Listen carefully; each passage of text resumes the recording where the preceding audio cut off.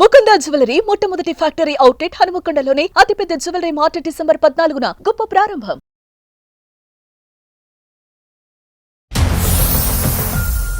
భర్తతో ఎలా ఉండాలో ఒక భార్య అలా ఉంటున్నావా నువ్వు? ఒక యంత్రంలాగా ఉంటున్నావు.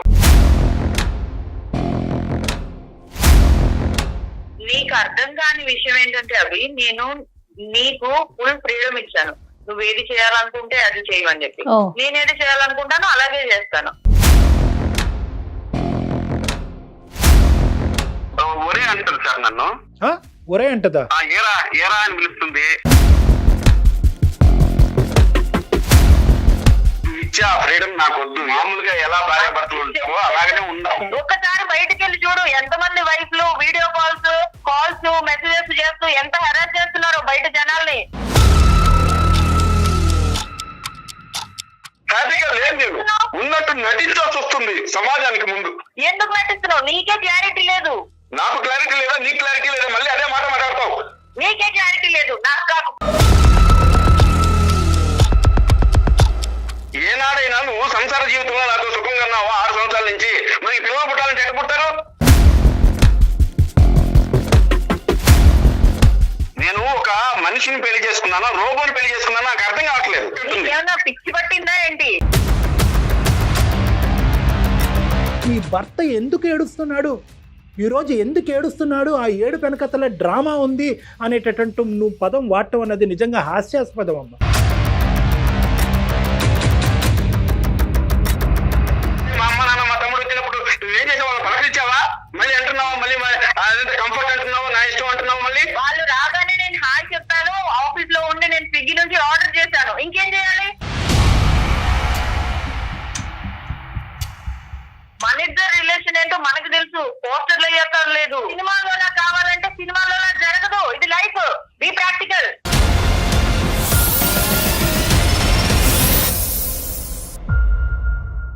సుమన్ టీవీ ప్రెజెంట్స్ అందమైన జీవితం కార్యక్రమానికి స్వాగతం. నమస్తే కళ్యాణ్ గారు. నమస్తే జయ గారు. కళ్యాణ్ గారు, అభిరామ్ ఒక ఆయన మనకి మెయిల్ చేశారండి. వైఫ్ అండ్ హస్బెండ్ మధ్య ఒక ఇష్యూ, ఫార్వర్డ్ గా ఆలోచించే ఒక కపుల్ అన్నమాట. సో ఒకసారి నేను ఆయనతో మాట్లాడతానండి, ఫోన్ చేస్తాను, మాట్లాడేద్దాము. ఏంటో అంత ఫార్వర్డ్? చాలా ఫార్వర్డ్ గా ఉన్నారు కళ్యాణ్ గారు. నేనే షాక్ అయ్యాను. ఓ ఇలా కూడా ఉన్నారా, ఇలా కూడా ఆలోచిస్తున్నారా అనుకున్నాను. యాక్చువల్లీ ఫార్వర్డ్ వల్ల జీవితం బ్యాక్వర్డ్ అవుతూనే ప్రాబ్లం. నమస్తే అండి, అభిరామ్ గారండి. అవునండి, నమస్కారం అండి. ఎవరండి? నేను జయానండి, అందమైన జీవితం ప్రోగ్రామ్ నుంచి కాల్ చేస్తున్నాను. నమస్కారం మేడం. నమస్తే అండి, మీరు మెయిల్ చేశారు. కళ్యాణ్ చక్రవర్తి గారు నాతో పాటు స్టూడియోలో ఉన్నారు. మీ మెయిల్ సారాంశం ఒక్కసారి డాక్టర్ గారితో చెప్పండి. అలాగే మేడం. రైట్. ఎంత ఉంటుందో వయసు? నమస్తే అభిరామ్ గారు. నమస్తే సార్. నమస్కారం సార్. ఎక్కడండి, ఏ ఊరు మీది? నెల్లూరు సార్ మాది. నెల్లూరు. కొంచెం అబోవ్ మిడిల్ క్లాస్ సార్. నేను డిగ్రీ దా చదివాను. ఆస్తులు ఉన్నాయి సార్. బిజినెస్ చేస్తుంటాను సార్ నేను. Okay, very good. బాగా సెటిల్ అయ్యారు లైఫ్ లో? కొన్ని సంవత్సరాలు, ఒక 4 years బ్యాక్, అంటే లేట్ మ్యారేజ్ సార్ నాది. కొంచెం ఒక 4 years బ్యాక్ ఒక అమ్మాయిని సెట్ చేశారు సార్. అది ఆ అమ్మాయి బెంగళూరు. ఆ అమ్మాయి పేరు సంధ్య, సాఫ్ట్వేర్ ఇంజనీర్. ఓకే అండి. ఎప్పుడైంది సార్ మీకు ఏ వయసు అప్పుడు పెళ్లి అయింది? సంజయ్ గారికి ఆ టైం అప్పుడు వయసు ఎంత? ఆవిడకి నాకు ఒక 6 years గ్యాప్ ఉంది సార్. సో మంచి అమ్మాయి దొరికింది, కొంచెం లేట్ అయినా కూడాను అని బాగా హ్యాపీ ఫీల్ అయ్యాను సార్. ఓకే అండి. ఆ తర్వాత పెళ్లి చేసుకున్నప్పటి నుంచి అమ్మాయి కొంచెం ఏదో వింతగా ప్రవర్తిస్తుంది సార్. అట్లని నేను తప్పుపడడానికి ఏం లేదు సార్ అమ్మాయిలో. కాకపోతే ఏంటంటే, నీ జీవితం నీది, నా జీవితం నాది. నన్ను నువ్వు ఫోర్స్ చేయడానికి లేదు, నిన్ను నేను ఫోర్స్ చేయను. రెండు ఉన్నాయి. నీకు ఇష్టం వచ్చినట్లు నువ్వు బతుకు, నాకు ఇష్టం వచ్చినట్లు నేను బతుకుతాను. నువ్వు ఇండిపెండెంట్, నేను అంటే ఇండిపెండెంట్. ఫర్ ఎగ్జాంపుల్ ఏమన్నా చెప్పండి, అంటే మీ ఇద్దరి మధ్య జరిగిన సంఘటన చెప్తే డాక్టర్ గారికి ఇంకొంచెం సులువు అవుతుంది. అలాగే మేడం. పొద్దున్నే ఆడవాళ్ళంటే ఎలా ఉండాలి? నిద్రలేయంగానే వాకిట్లో ముగ్గేసి ఇల్లు చిమ్మాలి, అన్ని ఉంటాయి కదండి. భర్తతో బాగా అన్యోన్యంగా ఉండాలి. అలా ఇంకా అన్ని ఉంటాయి కదండి. బంధువులు వచ్చినప్పుడు బాగా చూసుకోవాలి వాళ్ళని, దగ్గరగా ఏం కావాలో ఏంటో అడిగి ఆప్యాయతగా ఉండాలి అని ఉంటది కదండి. అలా ఏం చేయదండి. అది నాకు కొంచెం డౌట్ గా ఉంది, ఆ అమ్మాయికి ఏదైనా సైకియాట్రిస్ట్ ప్రాబ్లం ఉందా అని. ఏంటండి ఈ పనులు చేయకపోవడంతో అదేమన్నా సైకలాజికల్ ప్రాబ్లం ఉందన్న అంత డౌట్ వచ్చేసిందా? లేకపోతే ఇప్పుడు ఇది మన కల్చర్ కాదు కదా మేడం. మానసిక సమస్య అనే యాంగిల్లో మీరు వెళ్ళబాకండి. కానీ అది కాదు, ఇప్పుడు మీ ఇద్దరు పెళ్లికి ముందు కొంతవరకైనా మాట్లాడుకున్నారండి? అభిప్రాయాలు, ఆలోచనలు, వ్యక్తిత్వాలు తెలుసుకున్నారా? ఎంతవరకు మాట్లాడుకున్నారు? ఇది నా ఉద్దేశం, నా ఆలోచన ఇది, నాకు రాబోయేటటువంటి భార్య ఈ విధంగా ఉండాలి, ఈ విధంగా ఆలోచించాలి, వ్యవహరించాలి అనేది ఎంతవరకు మీరిద్దరు మాట్లాడుకున్నారు? అది సార్ అంటే ఆవిడకి ఇష్టమైతేనే మాట్లాడుతుంది సార్. అది కూడాను పెళ్లి రోజు మాత్రం చాలా ఆప్యాయతగా అందరితో బాగా మాట్లాడి సిగ్గుపడటం, అబ్బో ఇది చాలా సాంప్రదాయం అనుకున్నాను సార్ నేను. ఆవిడ తర్వాత డే 2 నుంచి ఆవిడేంటో నాకు తెలిసింది. ఆ అమ్మాయి చాలా ఇండివిజువల్ గా, ఇండిపెండెంట్ గా, మోడర్న్ గా, ముగ్గేయకుండా పోనీ వంట చేస్తారండి ఆవిడ? వంట కూడా తనకి ఇష్టం వచ్చినప్పుడు చేస్తుంది సార్. దేంట్లోనో ఆర్డర్ పెట్టుకుంటుంది. నా గురించి ఆలోచించేది ఏం లేదు సార్. నీకు ఆకలి అయితే నువ్వు తిను, ఆకలైతే నువ్వు తిను. సో అంతే. నేను వండి పెట్టినప్పుడు నేను తినంగా మిగిలింది అక్కడ పెట్టేసిపోతా. నీకు కావాలి నువ్వు తిన్నట్టు మానుకుని నువ్వు కూడా ఆర్డర్ అదే పెట్టుకో. ప్రాబ్లం. బయట మోడర్న్ అయితే పర్లేదు, ఇంట్లో కూడా మోడర్న్. కాదండి, ఇప్పుడు మరి మీ గురించి ఏమంటది ఆవిడ? నా లెక్క ప్రకారం నువ్వు రా, నీ లెక్క ప్రకారం నేను రానంటదా? అలాగా సార్, దానికి డిమాండ్స్ ఏమి ఉండవు సార్. నీ ఇష్ట ప్రకారం నువ్వు ఉండు, నా ఇష్ట ప్రకారం నువ్వు ఉండక్కర్లేదు. Right, okay. ఇంకా మర్యాదలు ఇవన్నీనండి మీ కుటుంబ సభ్యులుగా ఆవిడ ఇచ్చేటటువంటి మర్యాదలు? సార్ మొన్న మా అమ్మ నాన్న మా తమ్ముడు వీళ్ళు వచ్చారు. వాళ్ళని ఇంటికి వస్తే ఏ ఆడవాళ్ళైనా కూడా పలకరించే కాస్త అత్తయ్య మామ ఎలా ఉన్నారని పలకరించాలి కదా సార్. ఏం పలకరించారు సార్, హాయ్ అంటది అంతే. వాళ్ళు ఏమనుకుంటారు సార్ పల్లెటూరు నుంచి వచ్చిన వాళ్ళు? కొంచెం ఇవన్నీ అంటే మనకి వినేటప్పుడు ఏ ఆడపిల్ల అయినా ఇలాంటి మాటలుంటే అదేంటి అనిపిస్తుంది, కానీ ప్రాక్టికల్ గా కొన్ని పాటించాలి కదా కళ్యాణ్ గారు. ఒరే అంటారు సార్ నన్ను. ఒరే అంటదా? ఏరా అని పిలుస్తుంది. ఒకవేళ నీకు అంత అభిమానంగా ఉంటే, నువ్వు అంత అల్ట్రా మోడల్ ఉండాలంటే మన ఇద్దరు ఉన్నప్పుడు అనుకో ఒరే అని, నాకేం ప్రాబ్లం లేదు. అమ్మ నాన్న ఎవరు బంధువులు వచ్చినప్పుడు, ఫ్రెండ్స్ వచ్చినప్పుడు ఒరే అని పిలిస్తే వాళ్ళ ముందు నాకు పొరుగు ఉంటుంది సార్. కదండి, ఆ ఒరే అనేటటువంటిది ఏంటి? దురుద్దేశంతోనా, కోపంలోనా, లేదంటే ప్రేమతోనా? ప్రేమతోనే అని చెప్తుంది. ప్రేమతోనే, కానీ వేరే వాళ్ళ ముందు అంటం అనేది మీకు నచ్చదు. అయినా కానీ ఆవిడ వేరే వాళ్ళ ముందే అంటది ఒరే అని. అది బయట వెళ్ళినప్పుడు ఫ్రెండ్స్ అంటారు కదా సార్, వీడి వల్ల వీడికి అసలు గౌరవం లేదని చెప్పుకుంటారు కదా సార్. నేనంత బాధపడాలి.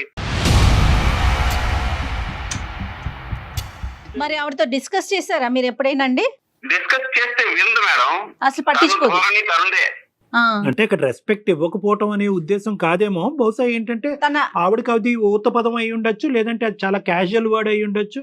ఏ వయసు ఉన్న వాళ్ళన్నా వయసులో పెద్ద అంత ప్రేమ చూపిస్తున్నాను అన్నప్పుడు ఒరే బదులు ఏదో బుజ్జి కన్నో నాన్నో బంగారం చిన్నో అవి ఉన్నాయి కదా సార్, అవి వాడవచ్చు కదా. అదేలేండి, ఏం వాడాలో మనం చెప్పలేం లేండి, కానీ ఏం వాడకూడదు అని అయితే మాత్రం మనం చెప్పచ్చు. ఏమంటారు ఇప్పుడు? ఇంతకు మీ ఉద్దేశం ఏంటి? ఎందుకు మాకు కాల్ చేశారు? ఇప్పుడు ఆవిడ్ని మోడర్న్ నుంచి అండర్ మోడర్న్ చేయమంటారా? ఏమంటారు?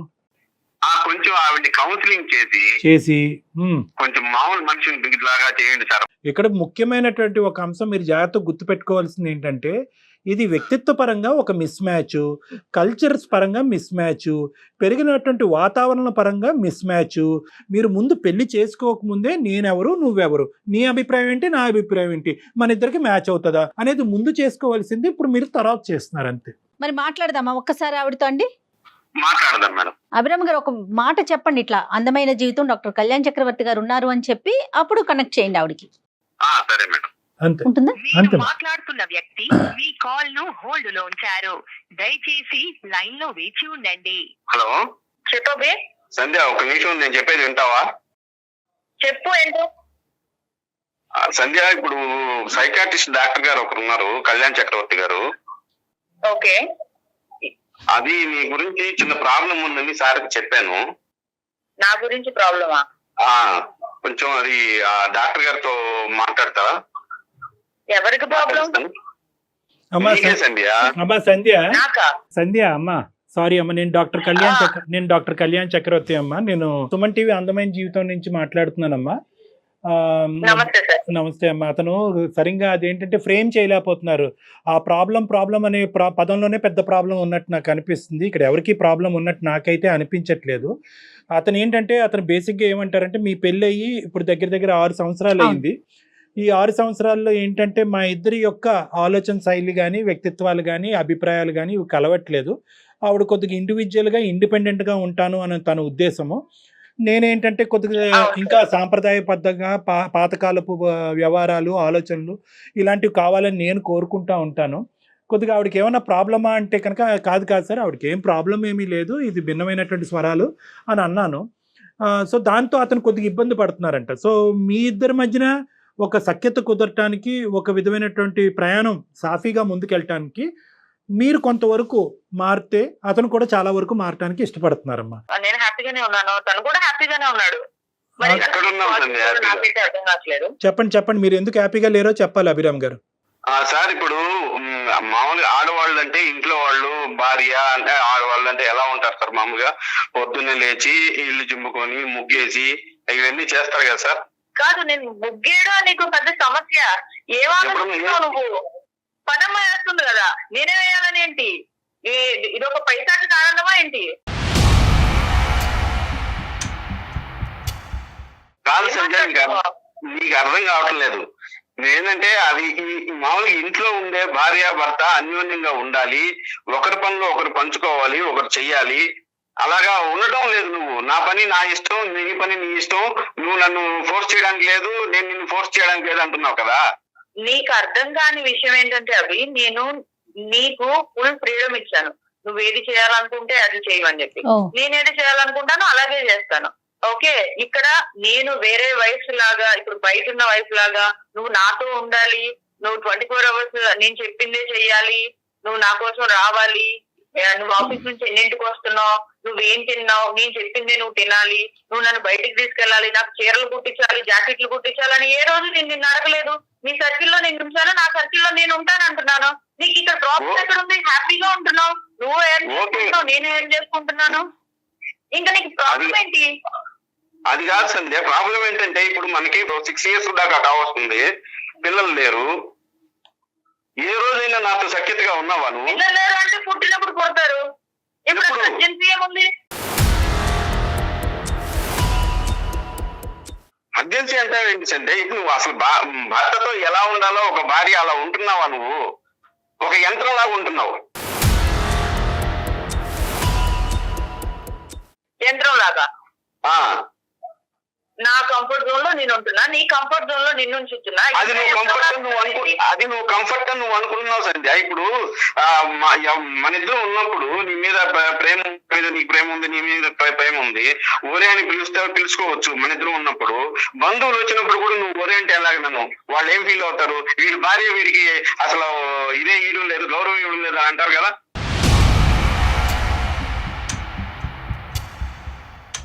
అవి నువ్వు చాలా హ్యాపీగా ఫీల్ అవ్వాల్సిన విషయం ఇది. నేను నిన్ను రా అని ముద్దుగా పిలుస్తున్నాను, అది నువ్వు ఎందుకు తీసుకోలేకపోతున్నావు? బయట ఎందుకు బతుకుతావు నువ్వు?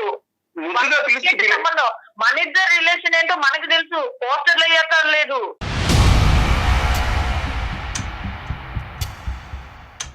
ముద్దుగా పిలవాలంటే బంగారం, చిన్ని, బుజ్జి ఇవి ఉన్నాయి కదా. వాళ్ళ ముందు నువ్వు ఇండివిజువల్ గా ఉన్నప్పుడు నన్ను పిలుచుకోవాలి, నేను కాదనలేదు. పిలిచేంత ప్రేమ నీ మీద నాకు రావట్లేదు. మరి సంజయ్, నేను కొద్దిగా ఇప్పుడు ఇంటరప్ట్ అవ్వచ్చా? కొద్దిగా ఇక్కడ ఏంటంటే అతను కాన్సెప్ట్ ఏదైతే ఉందో కంప్లీట్గా ఒక మ్యారేజ్ గురించి కానీ, వచ్చేటటువంటి భార్య ఎలా ఉండాలి, ఎలా వ్యవహరించాలి అనేటటువంటిది కంప్లీట్గా మీరు చెప్పేదానికి కాంట్రాస్టింగ్గా ఉంది. మీరేంటంటే కంఫర్ట్ అంటున్నారు, ఫ్రీడమ్ అంటున్నారు, స్వేచ్ఛ అంటున్నారు, నీ జీవితం నీది, నా జీవితం నాది అంటున్నారు. అది అతను కంఫర్ట్ అనుకోవట్లేదు, అది అతను ఫ్రీడమ్ అనుకోవట్లేదు. ఎవరికి వాళ్ళుగా బతికేటట్టు. అదే నేను ఎవరి ప్రాబ్లము అని నేను అనట్లేదమ్మా, ఇది ఇద్దరికి సంబంధించినటువంటి ప్రాబ్లము. ఇద్దరు ఒకరినొకరు అర్థం చేసుకునేటటువంటి ప్రయత్నంలో అవతల వాళ్ళకి ప్రాబ్లం ఉందా లేదంటే నాకే ప్రాబ్లం ఉందా అనేది అనుకోవటం ఇక్కడ ఇంపార్టెంట్. ఇప్పుడు మీరిద్దరు ఏంటంటే ఇరువైపులా ఇలా వేలు చూపెట్టుకుంటున్నారు, 4 ఏళ్ళు మీ వైపు చూపెడుతున్నాయి అనేటటువంటి మీరు అనుకోవట్లేదు. ఇలాంటి సమస్యల్లో ప్రధానంగా కావాల్సింది ఏంటంటే ఎదుటి వాళ్ళకి ఏం ప్రాబ్లం ఉంది అనేది కాదు, ఎదుటి వాళ్ళకి నేను ఎలా అడ్జస్ట్ అవ్వాలి, నా ప్రాబ్లం ఎలా తగ్గించుకోవాలన్నది ఆలోచించడం ఇంపార్టెంట్. ఇక్కడ ఏంటంటే మీరు కొన్ని పదాలు వాడుతున్నారు, ఫ్రీడమ్ అంటున్నారు, కంఫర్ట్లో ఉంటున్నారు, ఇండివిజువాలిటీ అండ్ ఇండిపెండెన్స్ అంటున్నారు. అతని ఉద్దేశం ఏంటంటే ఈ ఫ్రీడము, కంఫర్ట్, ఇండివిజువాలిటీ అనేటటువంటిది ఇందాక మీరు అంటున్నారు కదా, నీ బతుకు నువ్వు బతుకు, నువ్వు ఎక్కడికి వెళ్ళాలంటే అక్కడికి వెళ్ళు, నా పర్మిషన్ తీసుకోవద్దు, నీ వంట నువ్వు వండుకో, నీ తిండి నువ్వు తిను అని అంటున్నారు కదా. అవి మీరేమనుకుంటున్నారు, అది ఫ్రీడము, కంఫర్ట్ అని అనుకుంటున్నారు. అది ఎలాగా, మీ లెక్క ప్రకారం, మీ ఉద్దేశం ప్రకారం ఆ విధంగా ఉంటాయి. కానీ అతను ఏమనుకుంటాడంటే వంట వండాలి, అన్నం వడ్డించాలి, ఇంటి ముందు ముగ్గేయాలి. సరే ముగ్గేస్తారా, కల్లాపు జల్లుతారా, అది వేరే విషయం. అది ఈ రోజుల్లో ఎంతమంది ఆడవాళ్ళు చేస్తున్నారని నేను ముగ్గేయకపోవడం వల్ల ఆయనకు కొంచెం నష్టం ఏంటి No, no, sir? no, no, ఆయన సమస్య వంట కాదు. ఒకటి కాదమ్మా. చేసుకోవడం వల్ల ఆయనకు కొంచెం నష్టం ఏంటి సార్? ఇక్కడ పెద్ద పెద్ద నష్టాలేం జరగట్లేదు కదా. నష్ట నేను ఎవరికి ఎలా కావాలంటే అలా ఉందామని చెప్తున్నాను. సో సంజయ్ గారు. నాకు ఇవాళ చికెన్ తినాలనిపించింది, సంజయ్. నేను వంట చేస్తే నేను చికెన్ వండుకుంటాను, తనకి వెజిటేరియన్ తినాలనిపిస్తుందేమో. కాదు అన్నో అలా కాదమ్మా. కానీ నేనేమో ఒకరికొకరు ఎందుకు ఫోర్స్ చేసుకోవాలి sir? No it's not force అమ్మా, ఇట్స్ అన్ ఓవర్లాప్. మళ్ళీ నేను అదే పదం పదే వాడుతున్నాను. అంటే ఏంటంటే మీరు అనుకునేటటువంటి డెఫినేషన్ ప్రకారం అక్కడ ఫ్రీడము, కంఫర్ట్ అతనికి వద్దంటున్నాడు. అతనికి కావాల్సింది ఏంటంటే కనుక కలిసి ప్రయాణం చేద్దాం, మనం భార్యాభర్తలుగా ముందుకు ప్రయాణిస్తూ పిల్లలకు అందాం అనేటటువంటి ఒక ఫ్యామిలీ పరమైనటువంటి ఆలోచన శైలి అతనికి ఉంది. ఇప్పుడు తనకి ఏదో ఆర్డర్ చేసుకోవాలని ఉంది, చికెన్. సంధ్య చికెన్ ఆర్డర్ చేసుకుంటది, ఆయనేమో మటన్ ఆర్డర్ చేసుకుంటాడు ఫర్ ఎగ్జాంపుల్. ఎవరి రూముల్లో వాళ్ళు కూర్చొని తినేకాడికి పెళ్ళి ఎందుకండి? ఒక గూడు కింద కలిసి ఉండటం ఎందుకు? అదే ఫ్రీడమ్ అంటే సంధ్య మీ ఉద్దేశంలో? ఫ్రీడమ్ అంటే ఒకరి నుంచి ఒకరు ఫోర్స్ చేసుకోకుండా హ్యాపీగా ఉంటున్నాం కదండి. సంతోషం, ఫోర్స్ చేసుకోకపోవటం సంతోషం, కానీ దానికంటూ ఒక లిమిటేషన్స్ ఉంటాయి కదా. కానీ ఇక్కడ ఫోర్స్ అనే పదం అసలు కాదమ్మా. ఇక్కడ ఏంటంటే మేము చాలా హ్యాపీగానే ఉన్నాము. No, no, no, no. మీరు అనుకుంటున్నారు happiness is directly proportional to ఇరువైపులా. అతను కూడా హ్యాపీగా ఉన్నాననే పదం అప్పుడు కదా. అతను వాడట్లే కదా. నేను హ్యాపీగా లేననే కదా మాకు ఫోన్ చేశాడు. మీరిద్దరు హ్యాపీగా ఉంటే అతను మాకెందుకు ఫోన్ చేస్తాడు? హ్యాపీగా ఉండలేకపోతున్నానో నాకు అర్థం అది కావట్లేదు. అర్థమయ్యేటటువంటి విధంగా చేయడం గురించి మా బాధ్యత. సంజయ్ ఒక నిమిషం వింటావా? డాక్టర్ గారు ఒక నిమిషం వినండి సార్. చెప్పండి. కొన్ని కోరికలు ఉంటాయి సార్. ఇప్పుడు పిల్లల్ని తీసుకొని షాపింగ్ కి వెళ్ళాలి, అలా సినిమాకి వెళ్ళాలి, ఏదన్నా కలిసి హోటల్లో భోజనం సహజం చేయాలి కదండి. అని ఉంటుంది అతనికి సార్. లేకపోతే చెప్పేది ఫ్రెండ్ వాళ్ళ కాదు. ఫంక్షన్ కి వెళ్ళాలి అని ఉంటుంది సార్. ఇప్పుడు రాదు సార్, ఓకే, నాకు అవసరం లేదు, నువ్వు వెళ్ళాలి. పెళ్లికి వెళ్తావో ఫంక్షన్ కి వెళ్తావో అది నీ ఇష్టం, నాతో ఎందుకు ప్రతిదీ లింక్ చేసుకుంటావు? మీరే కదా అతని భార్య. సంజయ్ గారు మీరు ఇలా ఉండాలి అని అనుకుంటే కనుక మేము ఎవరు ఇది మీతో అభిప్రాయంతో మేము విభేదించాము, అది కరెక్ట్ కాదని అన్నాం. కానీ ఏంటంటే మీ ఇండివిజువాలిటీ, మీ ఇండిపెండెన్స్ ఎంత ఇంపార్టెంట్. ఒక పెళ్లి అయిన తర్వాత మీరిద్దరు కొన్ని అంశాల్లో కలిసి ప్రయాణం చేయటం అనేది, ఒక్క నిమిషం సంజయ్ గారు, ఒక్క నిమిషం, మీరిద్దరు కలిసి ప్రయాణం చేయటం అనేటటువంటిది కూడా పెళ్లి యొక్క నిర్వచనం. అది మీరు సామాజికంగా ఉండండి, మానసికంగా ఉండండి, శారీరపరంగా ఉండండి, మీ మొత్తం ఇండివిజువాలిటీ, ఇండిపెండెన్స్ అనేటటువంటి దాంట్లోంచి మీరు పూర్తి స్థాయి ఆనందం పొందుతూ దీనికి కూడా టైం కేటాయించండి అని అతను కోరుకుంటున్నాడు. మీరు బయటకు వెళ్ళొద్దు అనట్లేదు, ఉద్యోగం చేయట్లేదు అనట్లేదు, మీరు బయటకు వెళ్ళి మీరు ఇష్టంగా టైం లేక కాదు, టైం లేక నేను ఆ ఫంక్షన్ కి వెళ్ళడం జరగలేదు. నేను ఆఫీస్ నుంచి వచ్చేసరికి నేను టైర్డ్ అయిపోయి ఉన్నాను, ప్లస్ నేను ఆ ఫంక్షన్ కి వెళ్తే నాకు అక్కడ ఎవరూ తెలియదు. నా ఆలోచనకి దాన్ని రెస్పెక్ట్ ఇవ్వాలి కదా. అమ్మా అక్కడ ఒక ఫంక్షన్కి వెళ్ళాలి అంటే 100 మంది తెలియక్కర్లేదు, నీ పక్కన ఉండేటటువంటి నీ భర్త నీకు తెలుసు కాబట్టి చాలు.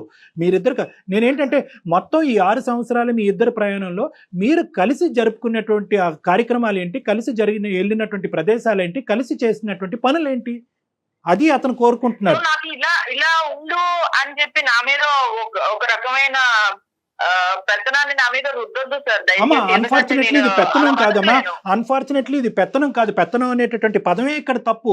పెళ్లి అనేటటువంటిది, కుటుంబం అనేటటువంటి దానికి ఒక నిర్వచనం, ఇది ఒక బేసిక్ డెఫినేషన్. మన పేరెంట్స్ కలిసి ఉండబట్టే కదా మన ప్రయాణం సాఫీగా ముందుకు సాగుతోంది. రేపొద్దున మీరు పేరెంట్స్ అవ్వద్దు. నీకెవ్వరు రిస్ట్రిక్షన్స్ చేయట్లేదు సంజయ్ గారు, మీకు రిస్ట్రిక్షన్స్ చేసేటటువంటి ఉద్దేశం అతనికి కూడా లేదు. కానీ ఎక్కడో చోట మన ఇద్దరి మధ్యన ఒక ఓవర్ ల్యాప్ అనేది ఉండాలి. నా ఉద్దేశం నీ ఉద్దేశం అవ్వాలి, నా ఆలోచన నీ ఆలోచన అవ్వాలి, నా పని నీ పని అవ్వాలి. ఎంతో కొంత 70% ఇండివిజువల్ గానే ఉండండి. నా ఫ్రెండ్స్ ఫంక్షన్స్ అప్పుడు నాకు ఏదైనా అవసరం ఉన్నప్పుడు నేను తనని రమ్మని అడగట్లేదు. ఎందుకనంటే రమ్మని అడుగు. సమస్య అది. మీరు అతన్ని పిలవట్లేదు, మీ దానికి పిలవట్లే, అతని దానికి వెళ్ళట్లే. ఇంకెందుకు ఇద్దరు కలిసి ఉండటం? ఈ ప్రయాణం ఎందుకు అని అంటున్నాడు అతను. మేడం గారు ఆమె పిలవట్లేదు, నేను పిలిచినా రావట్లేదు. అతను పిలిచినా రావట్లేదు. ఒకటేంటంటే ఎందుకు లైఫ్ అంటే కంఫర్ట్ గా ఉండడమే కదా. నేను నీ ఫ్రీడమ్ నీకు ఇస్తున్నాను, నాకు నచ్చినట్టు నేను ఉండాలనుకుంటున్నాను, నేను చెప్పింది నువ్వు విను అని ఇలాంటివన్నీ మన మధ్య. ఆ ఫ్రీడమ్ నాకొద్దు, నువ్వు ఇచ్చే ఆ ఫ్రీడమ్ నాకొద్దు. ఎల్లప్పుడూ మామూలుగా ఎలా భార్యాభర్తలు ఉంటావో అలాగనే ఉండాలి. నీకు మెచ్యూరిటీ లెవెల్స్ లేవు అసలు.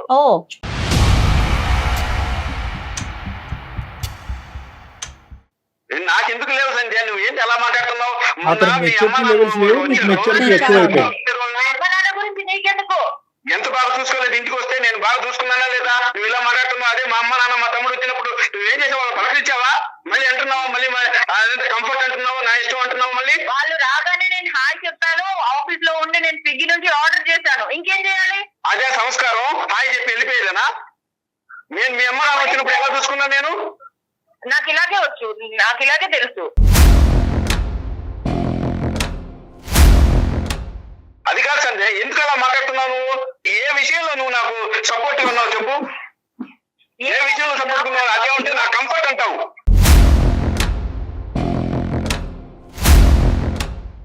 అయితే నీ కంఫర్ట్ సినిమాలో కావాలంటే సినిమాలో జరగదు, ఇది లైఫ్, బీ ప్రాక్టికల్.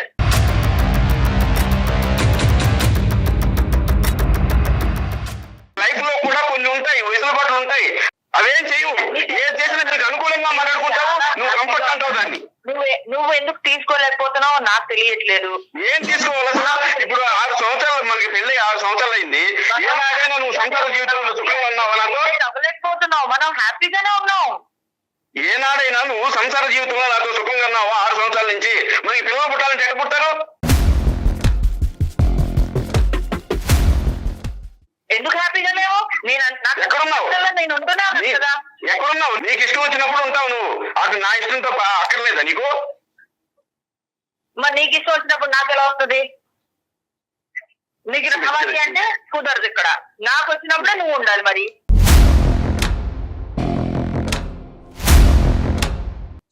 మొదటిగా సత్య, ఎంత ఇష్టపడి చేసుకున్నాను నిన్ను, ఎంత ఇష్టపడి చేసుకున్నాను నిన్ను. చాలా మంచిదని అనుకున్నాను. ఇష్టం లేదని నేనేం చెప్పలేదే. ఇలా బిహేవ్ చేస్తుంటే ఎలా ఉంటుంది సత్య?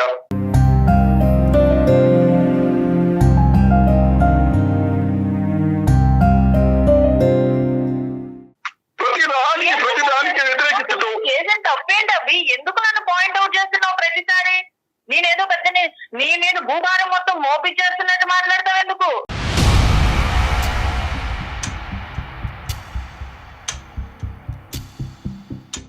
ఒక్కసారి బయటికి వెళ్ళి చూడు, ఎంతమంది వైఫ్లు వీడియో కాల్స్ మెసేజెస్ చేస్తూ ఎంత హెరాస్ చేస్తున్నారో బయట జనాల్ని. నీకు అవేమి పెట్టలేదు, నేను ఏ రిస్ట్రిక్షన్స్ పెట్టలేదు నీకు. నువ్వు హ్యాపీగా వదిలేశాను, నువ్వేం కావాలంటే చేసుకోమని. హ్యాపీగా ఉన్నావు. అర్థం కావట్లేదు, నువ్వు రియలైజ్ అవ్వలేకపోతున్నావు ఆ పాయింట్. ఉన్నట్టు నటించాల్సి వస్తుంది సమాజానికి ముందు. హ్యాపీగా లేదు నేను. ఎందుకు నటిస్తున్నావు? నీకే క్లారిటీ లేదు. నాకు క్లారిటీ లేదా? నీకు క్లారిటీ లేదా? మళ్ళీ అదే మాట మాట్లాడతావు. నీకే క్లారిటీ లేదు, నాకు కాదు.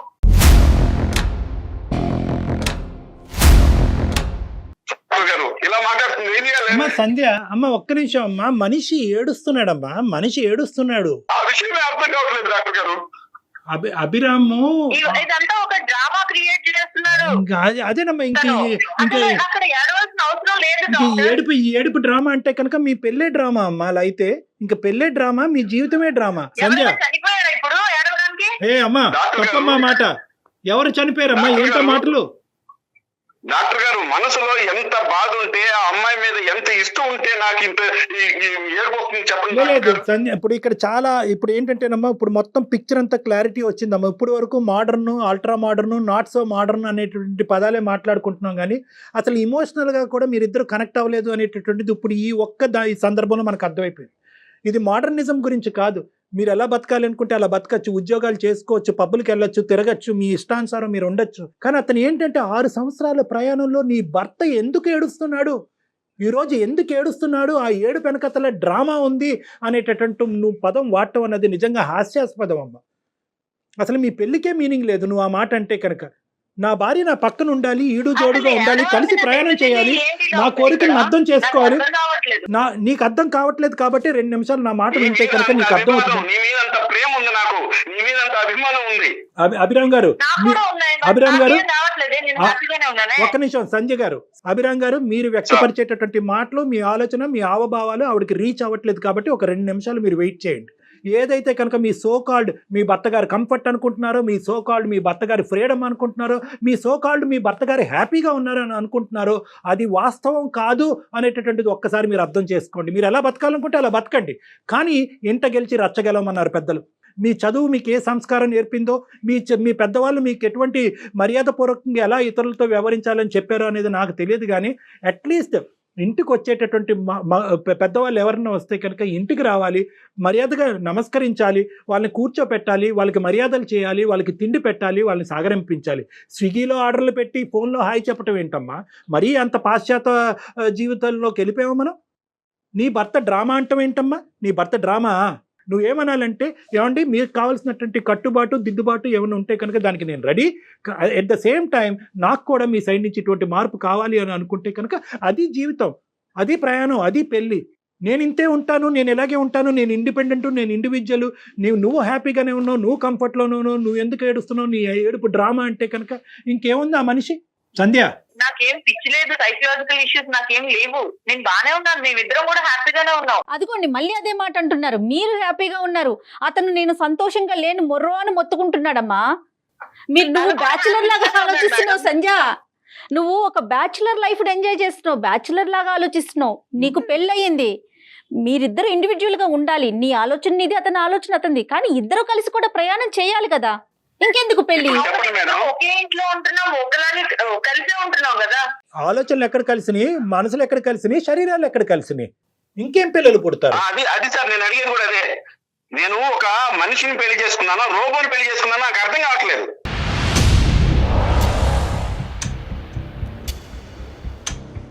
అదే ప్రతిదానికి కంఫర్ట్ ఉంటుంది. ఏమన్నా పిచ్చి పట్టిందా ఏంటి?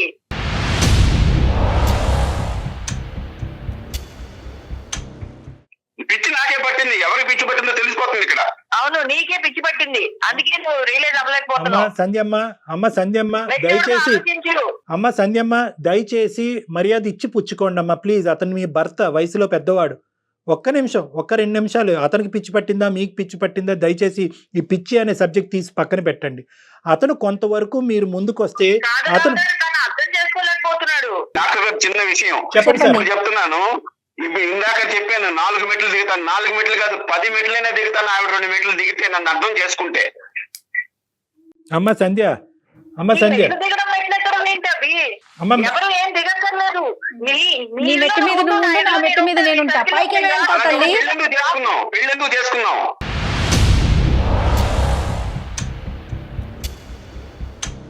అమ్మ సంధ్య, ఇక్కడ ఎవరు కూడా తప్పు లేదు, ఒప్పు లేదు, పిచ్చి లేదు, ఏమీ లేదు. దయచేసి 1 నిమిషం అతను పడేటటువంటి వేదన, అతను పడేటటువంటి బాధని ఒక పెద్ద మనసు చేసుకుని అర్థం చేసుకోండి. అతను పెరిగినటువంటి వాతావరణం కానీ, వచ్చేటటువంటి భార్య గురించి కానీ అతను ఇంకో విధంగా ఊహించుకున్నాడు. బహుశా ఈ డిస్కషన్స్ అన్నీ కూడా పెళ్లికి ముందే జరుగుంటే కనుక ఈ దురదృష్టకరమైనటువంటి పరిస్థితి ఉండేది కాదు. కలిసి అభిప్రాయాలు కలిస్తే కనుక పెళ్లి చేసుకుని ఉండేవారు, అభిప్రాయాలు కలవకపోతే కనుక దూరంగా ఉంటారు. ఇప్పుడు ఏంటంటే కనుక మీ డెఫినేషన్ ఆఫ్ పెళ్లి డిఫరెంట్, అతని డెఫినేషన్ ఆఫ్ పెళ్లి డిఫరెంట్.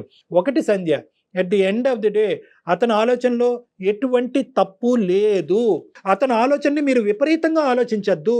అంటే నన్ను పక్కన కూర్చుంటే రిస్ట్రిక్ట్ చేస్తున్నాడు, ఫోన్ చేస్తే కనుక రిస్ట్రిక్ట్ చేస్తున్నాడు, నా కథలకి పసిగడు అంటే గమనిస్తున్నాడు, నన్ను ఫ్రీడమ్ లేకుండా చేస్తున్నాడు అని అనుకోవద్దు. మీరు సమపాలనలో మీ జీవితాన్ని మీరు బతకచ్చు, అతనికి కావాల్సినటువంటి సంతోషాన్ని ఇవ్వచ్చు. ఒక్కసారి ఆలోచిస్తే 2 సమపాలనలు ఇచ్చేటటువంటి దానికి పూర్తి అవకాశం ఉంది. ఎందుకంటే మీకు వయస్సు ఉంది, దాంతోపాటు ఉద్యోగం ఉంది, దాంతోపాటు అనుభవం ఉంది. కాబట్టి డాక్టర్ అతను కంప్లీట్ గా సినిమాటిక్ లైఫ్ కావాలి అనుకుంటే నేను అంతలా నటించలేదు. అంత సినిమాటిక్ లైఫ్ ఒకసారి అవకాశం ఉంటే సంధ్య, ఇది మనకి ఫోనుల్లో తేలే విషయం కాదు. ఎంతసేపు మాట్లాడుకున్నా కంటిన్యూనే అవుతూ ఉంటుంది. ఎందుకంటే మీ మైండ్ ఆఫ్ స్టేటస్లో మీరున్నారు, ఆయన ఆలోచన విధానంలో ఆయన ఉన్నారు. అవకాశం ఉంటే ఒకసారి డాక్టర్ గారిని కలుస్తారా? నేను అది డిసైడ్ అవుతాను మేడం. నాకైతే ఇప్పుడు నేను డిసైడ్ అవ్వలేను. అసలు నాకు ఇలాంటి సిచ్యువేషన్ ఒకటి వస్తుందని కూడా నేను ఎప్పుడు అనుకోలేదు. ఇంకా డిస్కషన్ ఇక్కడ ఆపేద్దాం. ఏదైనా ఉంటే మీరు మాట్లాడుకోండి. Thank you so much doctor. Thank you.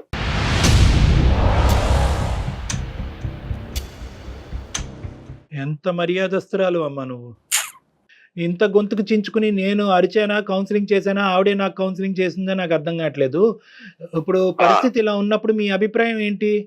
నేనైతే ఇలాగే ఇంకా నా కర్మ ఇంతేలే అనుకుని నేను ఇలాగే కొనసాగాలి కానీ కాదులేండి నేను మనం ఆవిడ మీద కాదు, ఆవిడ ఇంకో మీద ఉండే ప్రయత్నం ఇంట్రెస్ట్, చేద్దామండి. ఎందుకంటే ఆవిడ మీద ఉండే ప్రేమ అభిమానం వల్ల నేనేమి విడాకులు అయితే ఇవ్వలేను సార్. వదిలేండి, అసలు అంతవరకు అక్కడ నాకు ఆలోచించకండి మీరు లేదు సార్, బలితలు. అసలు విడాకులు అనేటటువంటి ఎజెండా ఇక్కడ లేదు. నేను ఫోన్ చేస్తాను ఆ అమ్మాయికి, మీరు ఆ నంబర్ నాకు షేర్ చేయండి, ఆ అమ్మాయితో కొద్దిగా మాట్లాడతాను, లేదంటే కనుక నా దగ్గరికి రప్పించుకుంటాను, మన ముగ్గురం కూర్చుని మాట్లాడుకుందాం. అలాగే సార్, అప్పటి వరకు కొద్దిగా ఓర్పుతో ఉండండి. 100% సార్. ఆ అమ్మాయి నెంబర్ మీకు సెండ్ చేస్తాను సార్. రైట్ అండి. Okay sir, thank you so much అండి. నమస్తే అభిరామ్ గారు. నమస్తే అభిరామ్. థ్యాంక్ యూ అమ్మా. రైట్ అండి. నమస్తే కళ్యాణ్ గారు. నమస్తే.